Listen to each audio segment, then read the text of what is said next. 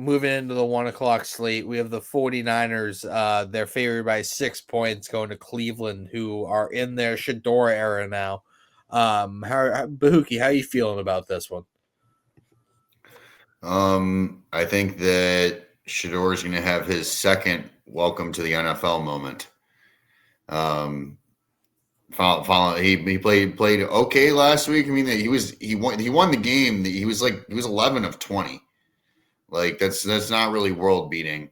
And this Niners team is pretty damn good. They got 8 wins here. They just dominated a pretty decent Carolina team and played them off the field. Yeah, I'm going to go with Niners to win, Niners to cover. I'm going to go with Brock Purdy to have a little bit of a bounce back game. I mean, he did what he had to do, but was a little bit sloppy with the ball. I think he's going to be dealing in this game. And I went with Ricky Pearsall for anytime touchdown. Word. Clint, talk about it. Yeah, I think that Salah is going to make Shadeur have a long day. And that's really not me hating on Shadeur. I'm not that person. I just think, what have I said some of this episode about, they're due for a cool down. The league's not going to let them get this elevated or this down. I don't think you're going to have Shadeur run away. I mean, they said that Shadeur was the first Browns quarterback to win his first start. It was something crazy, 1999. It was 95. Look at me. I look 40, but I'm 30. That's when I was born. Okay, so I mean, I don't see it. You have lived an entire life since that. Yeah. Well, to the point of, I bet 2-0 is something crazy. It's probably I'm being a smart ass, but the 60s. Yeah, I mean, I think I think it's a little much. I also think, and like I said, I've kind of been leaning on the narratives a little bit with it being Thanksgiving as far as the NFL. But I don't think you see one of the kind of disgruntled, this coming from the Falcons guy, the kind of disgruntled, dismayed fan base is coming in here and taking one against kind of a blue blood program franchise in the league. I think some of these slower offensive plays saw from San Francisco this past week, they'll respond. I think combating the pass rush of Myles Garrett, for example, I think you see CMC have a huge game running between the tackles. And you could flip CMC or Kittle here as far as the anytime touchdown score or the guy that kind of goes off. I think between those two, that's kind of some easy answers. Those are the kind of guys, particularly Kittle, that they're going to have eating a turkey leg on the broadcast afterward. So I'd go Niners. I think this is one that – and I think two – yes, they beat Carolina, but that was lame. I think they're going to be ready to be kind of a juiced response. So this one wasn't difficult for me.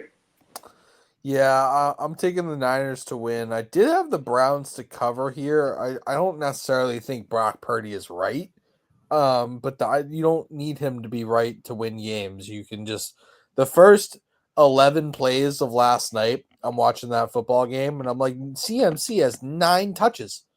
It's the first fucking drive.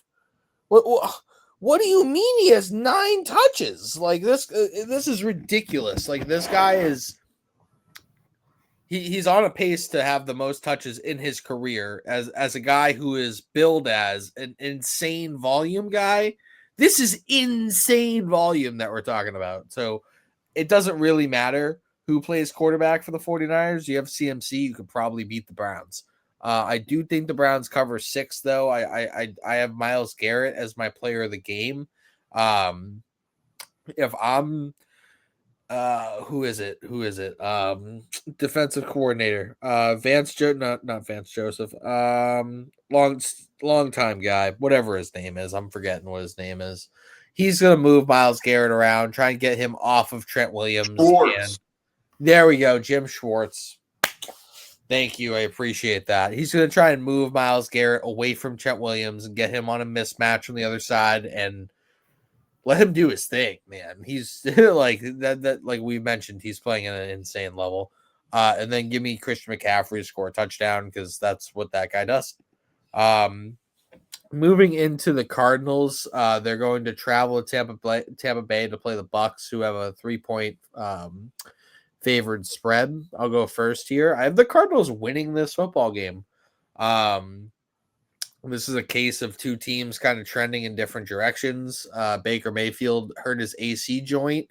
It's supposed that he's going to play, but this team is just so banged up, man. They're so injured, and like it looks like it. Like they don't look like the team that even we played a couple weeks back. Like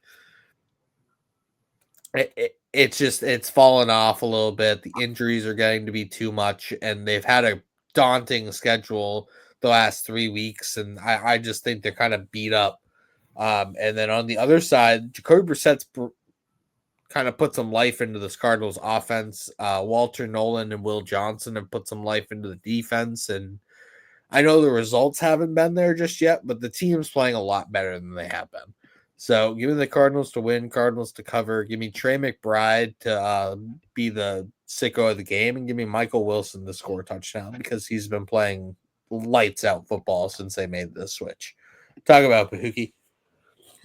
Well, you know me, I refuse to pick the Cardinals to win a game. So I'm taking the Bucs here. Baker Mayfield had an MRI today, sprained AC joint, as you mentioned, on his non-throwing shoulder. It is worth mentioning he has had it surgically repaired before. I'm still expecting Baker to play. No one's got Teddy Bridgewater in there, who it would be if Baker doesn't play. But Baker has played hurt before. But Baker is tough, and it won't be Baker's decision not to play. I can tell you that. Yeah. If you're gonna have to drag that guy off the field. And they are expected to have Bucky Irving back this week, who I went with my anytime touchdown scorer, kind of within the same vein as Isaiah Pacheco. I expect them to get him reacclimated here. Yeah, sure. a good hate watch for me. Pulling against the Bucs, obviously. I took the Cardinals in this one. I think that spread is dead on and a good play by Vegas. I agree as far as Baker playing or not. I think he will.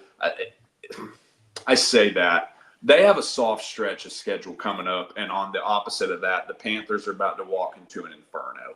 So I think this is one where Bucs can come out of here with a loss, and it really kind of have the NFC South as a storyline where there is a battle for a team to have this remaining stretch. And I am talking about the Panthers. I am talking about the Bucs. I'm not talking about myself. I think it sets up for that for Baker to come back in a week and then go ahead and run with it and get them to the playoffs. I had Trey McBride for both of the individual player choices. He's just, I think this year statistically, and what I've seen on tape, that he and Tyler Warren have been the two best tight ends in the league. I just think McBride's going to get fed and kind of be a security blanket for Brissett. But, as it was said earlier in the episode, talking about Michael Wilson, that's a guy that you can't bet against in terms of the volume. I just think this Cardinals team is having some surge of younger players that their record, I believe they're 3-8 off the top of my head right now. I don't know that this gets stamped as a 3-9 team. And I would just lastly mention to the point, I said earlier in the episode about how Xavier Watts at 96 was the best value pick of the draft. I had Will Johnson as the fourth best player on my board going into the draft for him to have been picked in the late second. And they need to be applauded for that. That one was just one that, and I understand injuries have to be considered when looking at draft capital value, but that's the classic teams we're looking in the green room and saying, what do they know that we don't know? Why is this guy falling? Somebody knows something we don't. They need to be applauded. Yeah, they were the one person who's just like, screw that. This guy's a good player. Let's go ahead and take him. Like, let's not second guess ourselves here. I definitely agree with that. Good points. Moving into Falcons at Jets. Go ahead and talk about it, Clint. Take us away. I've got the Falcons on here. Obviously the Jets are one of the lesser teams in the league, but I do think it's hard to stamp this Falcons team at 4-8 were they to lose to the Jets. with some of the individual talent on this team. That was a great response against New Orleans. It feels like this defensive front is really starting to gel. And I realize this team is second in the league in sacks. But, I mean, Brandon Dorless, 6 sacks as a defensive interior in year 2. James Pierce and Jalen Walker combined 9 sacks. Jeff Ulbrich has been – Jeff Ulbrich. It's wild that those guys combined for 5 less sacks than Myles Garrett. That is insane, yo. I know. They're playing great, too. It's like not a discount on anybody. It's this guy's just playing at like an unheard of level.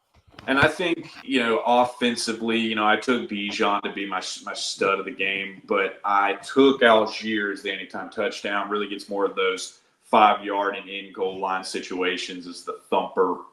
Bijan's due to show out here. I think there's going to be enough of a tease, and I do say this as the Falcons guy.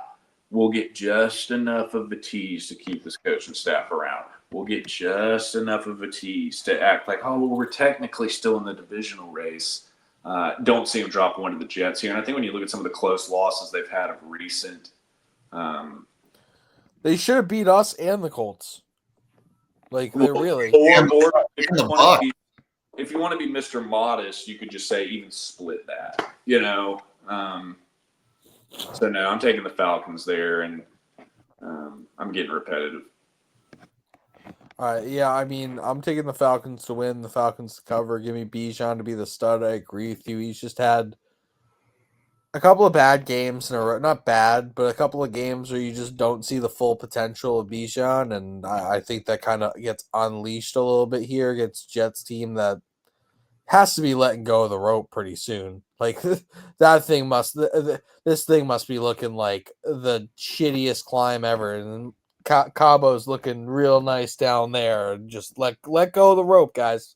That's what I feel like for this Jets team. I don't know why the spread's 2.5. I just think that they'll play a little better. Give me Darnell Mooney as well to score a touchdown. I know he got a long ball, and when Drake's not in there, he is the de facto one. So, well, and he's got the camaraderie with Kirk that he obviously doesn't have with Penix. He and Penix have never are on the same page. Yeah, same page. Yeah. I would also add the Jets have something to look forward to this offseason, and the fact that they've stockpiled 5 first-round picks in the next 2 drafts. They are committed to rebuilding this. They know they suck. They know they're going to suck next year. I don't think this is one where they eke out 2 more, and frankly, they don't really need to. They need to just pick higher.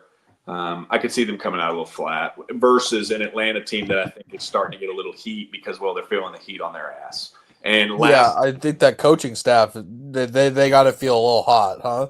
Well, and I'd lastly say, you said as far as Bijan, look, Bijan might be Mr. Bubbly and Mr. Nice Guy and Mr. Poster Child. You can look at him the last 3 or 4 weeks in terms of his body language on the field. He is pissed the fuck off, man. Like, he's tired. All the good blocks are going to fucking Tyler Algier. He can, after the game. Bullshit. I'm so happy. He looks like he is ready to punch someone in the face, not in a good way. And I think this is one where it's like he needs to just go Nintendo mode. Yeah. All right. Bahookie, go for it. And then lead us into Jags Titans. Yeah, Falcons got to win this one. Falcons to win, Falcons to cover 2.5 pretty comfortably. I went with Thuggins is my stud of the game. This Jets secondary is depleted. They got rid of Sauce Gardner. DJ Reed's gone. There is no Drake London. What's Drake London's status? How far out is he from returning? He's gonna be a week to week. But not expected to come back this week. But it shouldn't matter against this Jets team. I went with Jessie Bates for a pick 6 in this one. I think Falcon, some of those guys you were mentioning earlier, create some pressure for Tyrod Taylor, and gives one nice little Thanksgiving gift for the Falcons. And then we'll roll us into Jags at Titans. taking the Jags here comfortably. Jags to win, Jags to cover. I went with Jerry Jones, cornerback, for start of the game against this abysmal Titans receiving core. And I went with Jacoby Myers for anytime touchdown. BTJ is expected to come back this week, but has honestly had a pretty shitty year. And Jacoby Myers, you can pretty much plug this guy into any system, and he seems pretty effective. Yeah. Go for it, Clint.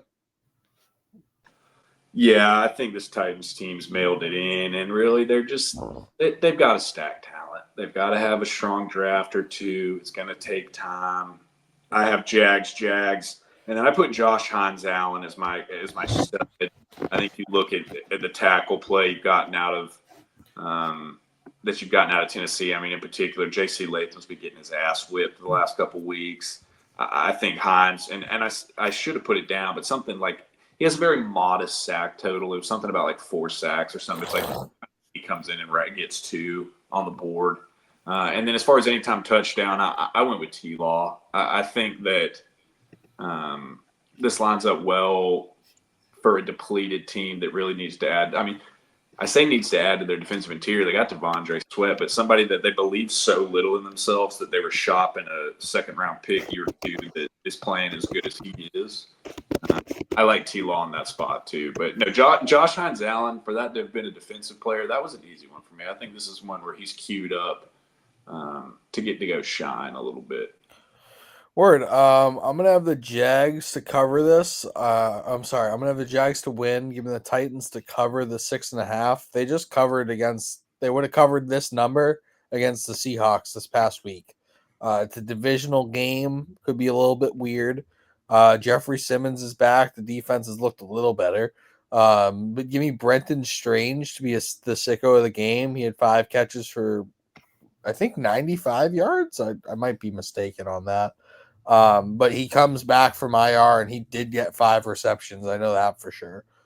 He was a big part of this game plan. He is somebody Trevor Lawrence trusts and has a rapport with.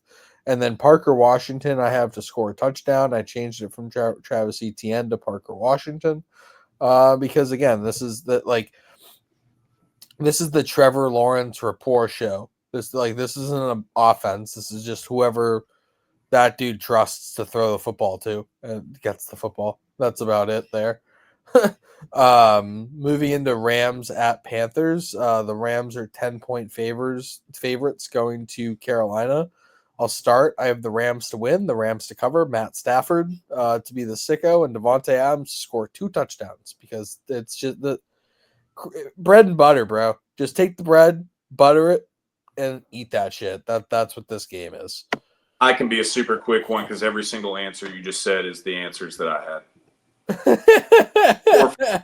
4 for 4. 4 for 4. On point. All right, go for it, Bahookie. Yeah, 10 is a big spread on the road. I don't care at all. This Rams team is looking like a buzzsaw, and this Panthers team is a weird team. But I said in our opening segment, if there's one team that I trust above all other teams in the NFL right at this moment, it's the LA Rams. I went with Emmanuel Forbes, DB, as the stud of the game. He played his ass off last week, and I think he's going to make some plays against Bryce Young, who did not look great last week. And I went with Puka Nacua for anytime touchdown scorer. Yeah, I love all of those things. This Jared Verse is going to have Bryce Young in a body pack, dude. That guy's going to cause such a problem. And what did I just say about Josh Hines Allen in the last game about a modest sack total and a guy that's kind of queued up, ready to go off? Jared Verse has 4 sacks on the year. Yeah. He's queued. He had 4 as a rookie. He's queued up to go pop off a little bit and, throw a little joke in here at my own expense. We say it's a 10-point spread. I don't know that Bryce Young can hang 10 points on somebody other than the Falcons. Yeah, it is. It's McVay gross. and Matt Stafford and company are not about to go lay an egg against this team. They're not about to do it. They're just not. They're covering these 10 points. Like that's happening. I'm like that's a fact. The Saints are going to Miami to play the Dolphins. The Dolphins are favored by 6 points here. I'll start off. I have the Dolphins to win, the Dolphins to cover this 6. This is the part of the season where the Dolphins rip off enough wins to keep Mike McDaniel's job. Give me Devon Achane to be the sicko and Jalen Waddle to score a touchdown, man.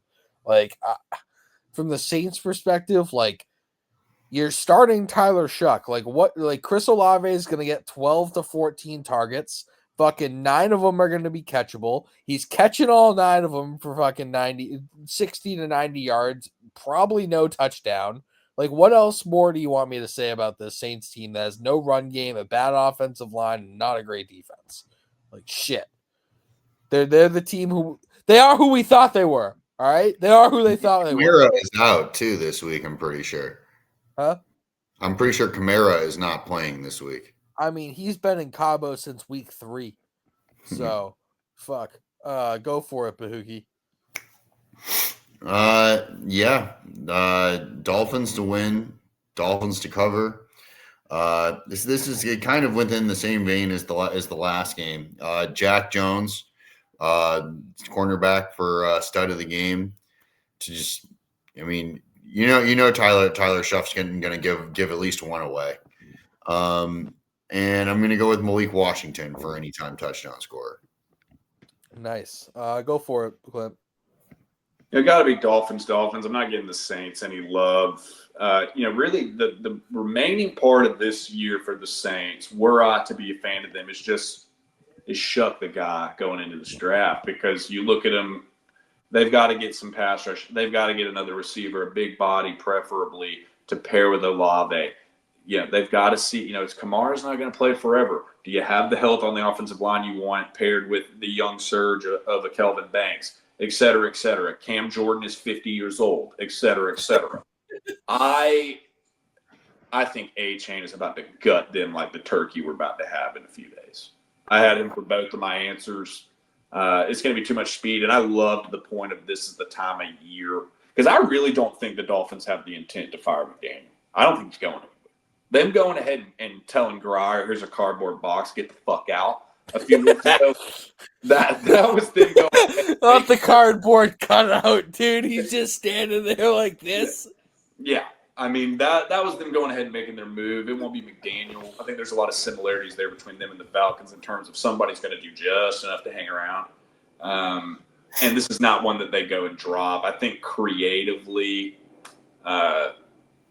he's going to go against Staley and be the victor in that one from the Saints, and push the Saints closer to it being time for them to be looking at the draft. But this is such a bleak matchup. This is just bleak. This is just the perfect 1 o'clock after Thanksgiving slate. Like, there's not a bunch of games, so you're not really tuned in. You tune into this game hungover and just exhale your cigarette and be like, God, I hate myself. All right. Now to a matchup we actually want to watch. The Texans are going to Indianapolis to play the Colts in a divisional game. Colts are 4.5-point favorites. Clint, you go first, bud. I put the Colts for both. Look, Texans defense is badass. That pass rushing duo of Danielle Hunter and Will Anderson is badass. I'm as big a Will Anderson fan as you'll find. Jalen Petrie is second in terms of safeties, in terms of interceptions in the league. I'm as big a Jalen Petrie guy as you'll find. Kamari Lassiter is an absolute dog, literally and figuratively. I could keep going on and on about that defense outside of, they need some defensive interior help. I still just think it's hard to stack wins 2-3 weeks at a time with this team, with the fact their offensive interior sucks. It's so bad. It just sucks. I mean, to the point that they have to go into this first round and, for me to preach value and preach best player available, if I was Nick Caserio in this scenario, I'm walking in that room and saying, we're taking the best offensive interior available in the first round. We don't need to have a conversation. If it takes us half a cup of coffee to talk this one over, we're doing it, because this is terrible. I missed an opportunity to make a joke about juice scrubs as us having a cup of juice or something. Guy sucks. Yeah, but and I think too, while Davis Mills is fun, paired with the offensive interior, Stroud being banged up, I just don't see it. Who did I have? And I mean, I think Jonathan Taylor, to the point I said about the defensive interior of the Texans, I think between the tackles, he's about to just hit them like hammer hitting a nail over and over and over. I think Colts kind of sneaking one against the Chiefs, get themselves, or no, actually the flip flop of that, excuse me. They're going to get themselves back on track and get locked in. I got Colts and Jonathan Taylor showing out. Go for it, Bahookie. Yeah, I went with Colts to win. I went with Texans to cover a 4.5-point spread. I feel like this is like a field goal game. I went with Jermaine Pratt, linebacker, is my stud of the game. Played a heck of a game against the Chiefs last week. And I went with Tyler Warren for anytime touchdown. Word. I have the Colts to win this game. I do think they do get back on track here. I don't necessarily think Daniel Jones has played terrible over the last couple of weeks. He hasn't played all that great. I mean, he some of the cracks have started to show for sure. I think that he is an awful quarterback? No. Do I think he's an elite quarterback? No. I think he's somewhere he's a fine quarterback is what he is. He's a fine quarterback. I do think he gets back on track here. I do think the Texans cover. I love your field goal point there. I completely agree with this. Give me Jonathan Taylor for stud because he's the offensive player of the year as far as I'm concerned. I mean, he is the certified sicko of this season. And then give me Michael Pittman, who's quietly having an excellent season with a real quarterback and a real system. But due for a little attention, to your point about a quietly good season. He's due for a little Thanksgiving pub. He's due for a little. I like that mention. Something. Yeah, he's due for. He's had a very, very, very good season. In fact, most of the Colts offensive players have. Like Alec Pierce, man, has really developed this year into a damn good wide receiver. So talk like his market value looking at $20 million a year. It's like, dude, if you just said that before the season with what they were getting out of Anthony Richardson, they'd ask if you were stoned. Yeah, no, like that was like an extra bonus player. Like, you know what I mean? Now like everybody on that offense is being utilized in full force.